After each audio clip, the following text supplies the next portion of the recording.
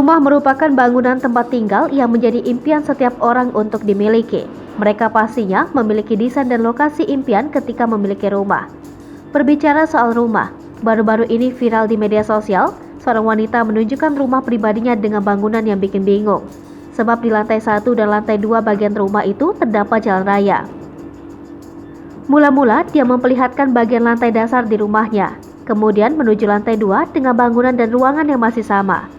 Tapi ketika ke bagian depan rumahnya, terdapat balkon dan juga jalan raya besar serta bangunan seperti ruko. Bangunan model seperti ini pastinya jarang sekali terjadi, karena rumah ini memiliki konsep downslope di mana rumah itu dibangun di tanah perbukitan, yang memungkinkan jalan raya ada di bagian belakang atau depan rumah. Video tersebut pun sukses menarik perhatian netizen. Bahkan hingga saat ini, video itu sudah ditonton lebih dari 10 juta kali. Tidak sedikit juga netizen yang heran dengan bangunan rumah milik wanita itu.